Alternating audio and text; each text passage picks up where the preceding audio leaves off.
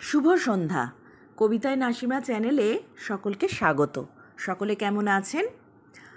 আজকে শোনাবো আমার লেখা একটি কবিতা। কবিতাটির নাম ও ডাক্তার।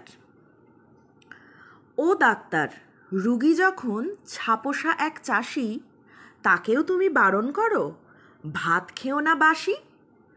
3 বেলা তার ভাত না হলে জান আনচান করে, ওজন কি তার বেড়ে দাঁড়ায় 100 কেজি গড়ে?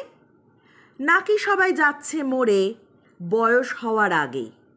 বিদঘুটে সব প্রশ্ন এমন মনের মধ্যে জাগে। অভাব ছিল দরজা জুড়ে, চড়তো না যার হাঁড়ি, সুখের দিনে তোমার কথাই ভাতের সাথেই আড়ি।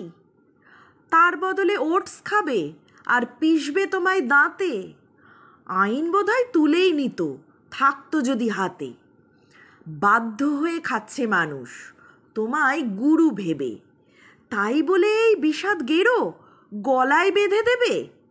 যখন থেকে ভুট্টার খই পপকর্ন নাম নিল, কুলীন হওয়ার পথে খানিক পা বাড়িয়ে দিল। তারপর তো চ্যাপ্টা হলো, মিশল দুধের সাথে, কঠিন নামেই মারল বাজি, উঠল এবার যাতে। কইলে তুমি ডিপ ফ্রাইন তাই লুচি সর্বনেশে, অতএব কর্নফ্লেক্স খান জল খাবারে ঠেসে। বিচি খান ওজন কমান তোমার এখন দাবি, তিসি থেকে চিয়া সবই বেঁচে থাকার চাবি। কুমড়ো থেকে জল বিচুটি যা যেখানে আছে, সবার বিচির বাজার ভালো ভদ্রজনের কাছে। মোদ্দা কথা পকেট ভারী, ভাত খাবে না চেপে, পঞ্চপদে তেল আর আলু দেবে কিন্তু মেপে। টক দই ফল গ্রিন টি খেয়ে বাঁচুন সুস্থভাবে।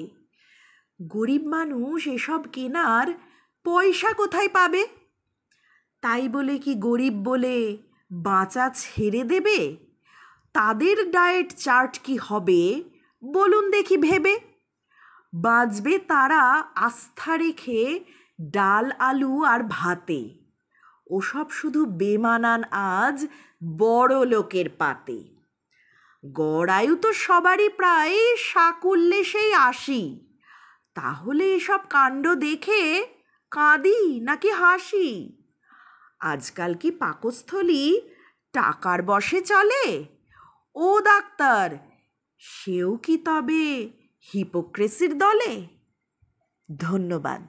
ভালো লাগলে লাইক শেয়ার ও সাবস্ক্রাইব করবেন।